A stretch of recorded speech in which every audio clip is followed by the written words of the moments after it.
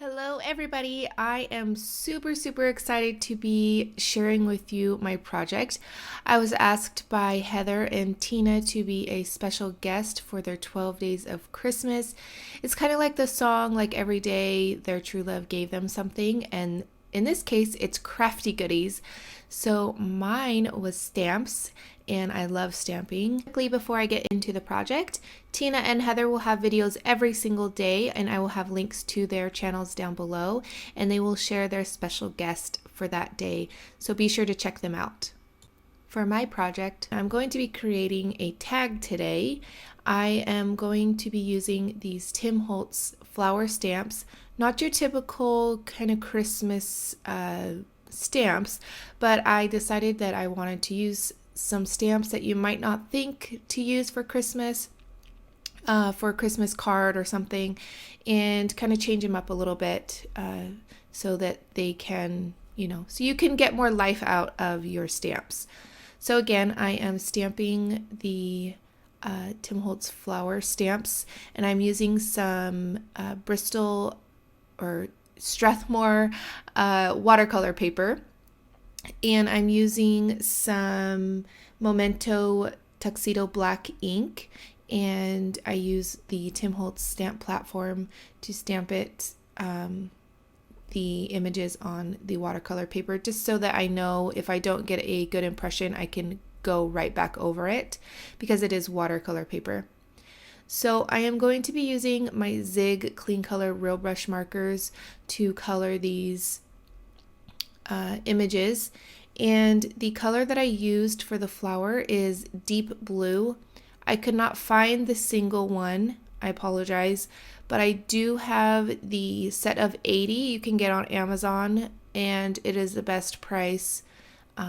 You can find them, but you can find individual ones on Amazon or like scrapbook.com or things like that.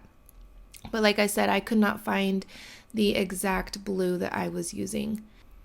I'm just going to go over quickly how I color my images. If you are needing more explanation or more tips or anything, I have lots of videos on my channel, so be sure to search my channel for Zig markers, and you could find some cards and different images that I've colored, and I share all my little tips that work for me. So what I do is I work in little areas, and like I said, I'm using the Strathmore cold press watercolor paper. You need a watercolor brush, doesn't really matter what brand or anything, just work with the appropriate size that you are comfortable with.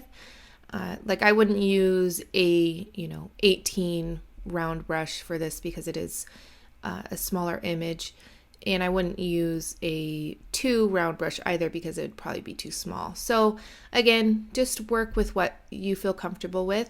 And you need some clean water, and you can also actually use a water or a like a Prima watercolor brush that you could stick the water in, or a Pentel watercolor brush, and it will have the water already in it. That's what I've used in the past, and it works really well too.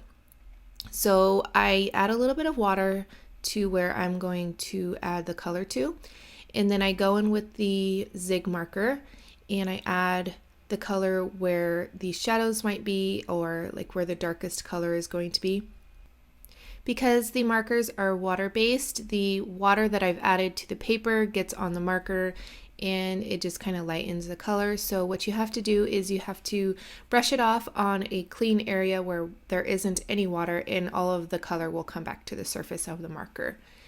And then what I do is I go in with the watercolor brush and blend it out a little bit. And then I just continue to add little bits of color at a time.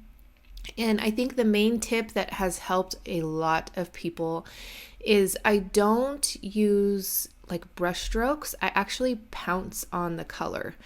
It's really hard to explain, but I think once people have tried it, they get exactly what I'm talking about. So I kind of pounce on the color, and then I pounce the watercolor brush when I'm blending it out.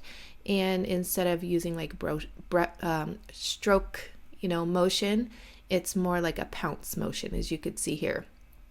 I don't know why, it just works for me, and it has worked for a lot of people too. So if you're struggling and you have the Zig markers and you're struggling coloring, maybe try this. I don't know. Different things work for different people. So hopefully it will help you out. I think that's it for explaining how to color. Again, I just continue to add the color where I want it. I only use the one color. In the center, I do use a gray, but that's it. I don't go in with any darker color or any lighter color or anything like that. I'm only going to show you how I colored one flower. It's the same techniques for all of them. And what I did is I stamped out some of the little stems, and now I'm just going to cut them out. And I did use a watercolor paper. You really don't have to. I just added a tiny bit of color to these.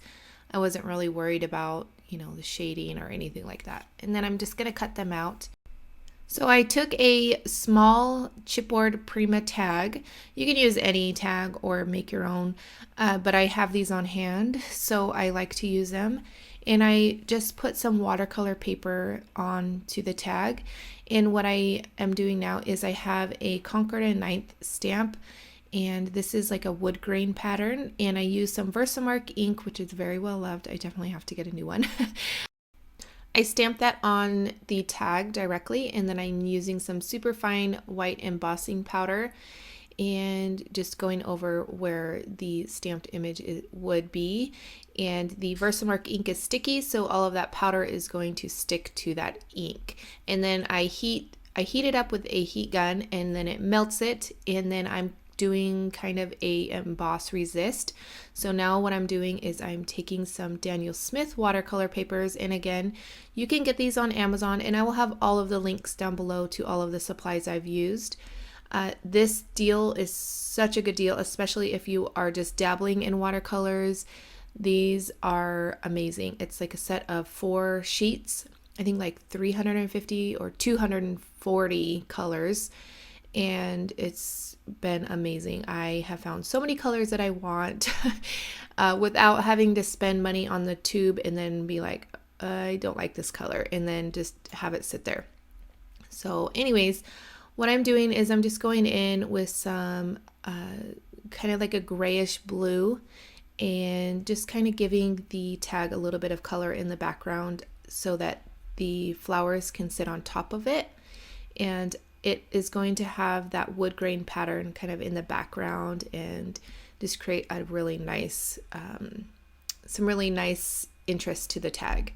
So again, I'm just going in with some color, and I did a little bit of splattering here and there, and nothing too fancy. Just I wanted to keep the color to the side where I was going to add the flowers, so that again they have something in the back, and it kind of brings your eye to the flowers. The colors that I used mostly is Payne's Blue Gray and Payne's Gray. They are really gorgeous gray blue color. And now I'm going to add a little bit more texture to my tag, and I'm using a Tim Holtz doily, I think it is, stencil with some Prima light paste. And I really like the light paste instead of modeling paste. It just dries quicker and is a little bit more airy, and I don't know, I just like it a little bit better. All right, so after that dries, after the paste dries, I am going to start assembling my tag. So I have some, just some kids foam. You can get at, Michael's or Walmart or anywhere. It's really cheap, and I like it because I can cut it the size that I need to pop up some of my elements to add more dimension to my projects. So I'm just going to kind of play around a little bit with placement and see where I want everything. So the string that I'm adding is some upholstery thread, and I get it at, well, you can either get it on Amazon, or I like to get it at Hobby Lobby. It is fairly cheap, but I do like to save money as much as possible. So I use a coupon, and you can get black or white. I love using white. As you can see, it just adds a little bit of interest to the project. And I am now going in with probably surprisingly one of my new favorite things, and it is a Tonic Studios Shimmer pen. I don't know the exact name. Oh, you know what? I have it right here. It's a glitter gloss Aqua Shimmer pen. I'm not, into too much glitter or anything, but I figured it was a Christmas themed tag, so I thought I'd add a little bit. You cannot even see it on camera, but I was trying to show you. The shimmer it gives is just it's super pretty, and it's not like in your face glitter or anything like that. It's really, really, really pretty and subtle, and you definitely have to see the projects in person to see the shimmer. And I just add a little bit of splatters with some Distress Stain Picket Fence. And I used a Hero Arts Stamp and Cut set to add my sentiment. It's Merry Christmas. And that is going to complete my project. Alright, so be sure to head on over to Heather's channel and Tina's channel, as they have a video every single day for the 12 days, and then they will share their special guests for each day. I want to thank you guys so much for watching. I hope you guys enjoyed this video. If you did, give it a thumbs up. If you are new to my channel, I would love for you to subscribe, and make sure you hit that little bell notification so you do not miss out on any videos. Leave me a comment down below, and I will catch you guys later. Bye!